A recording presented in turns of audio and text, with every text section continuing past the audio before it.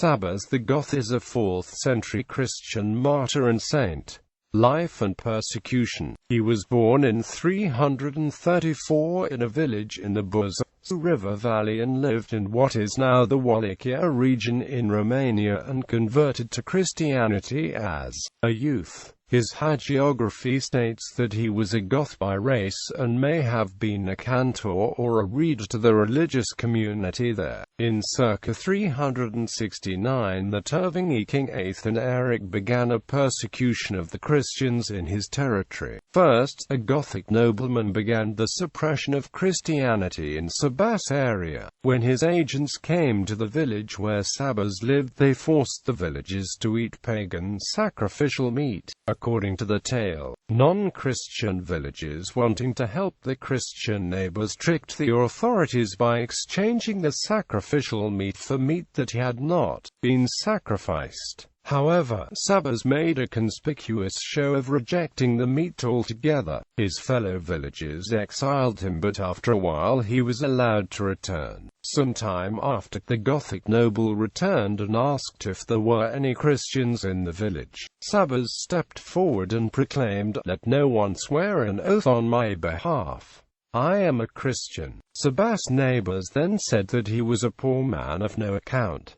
The leader dismissed him, saying, "This one can do us neither good nor harm." In the year 372, Sabbas celebrated Easter with the priest Sansalas. 3 days after Easter, Atharid, the son of the Aethonric's sub-king Rodestius, arrived in the village to arrest Sansalas. Sabba was dragged naked through thorn bushes, then racked, alongside the priest Sansalas, to a wagon wheel, and whipped. The next day he was offered pagan sacrificed meat again.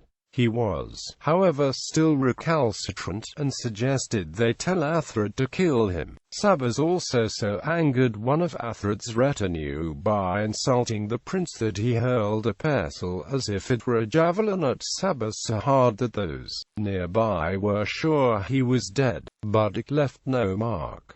Martyrdom and translation of relics. The Gothic prince Atharid sentenced Sabbas to death, or ordering him to be thrown in the river Musaeus, a tributary of the Danube. As he went with the soldiers he praised God the whole way, denouncing the pagan and idolatrous ways of his captors. The soldiers, considering him a fool or insane, contemplated just letting him go, reasoning that the prince would never find out. Sabbas urged them to do their duty, proclaiming, "Why do you waste time talking nonsense and not do what you were told to? For I see what you cannot see, over there on the other side, standing in glory, the saints who have come to receive me." At this the soldiers pushed him under the river with a branch against his neck and drowned him. He was martyred during the reign of Valentinian and Valens, in the consulship of Modestus and Arinthius, i.e. 372.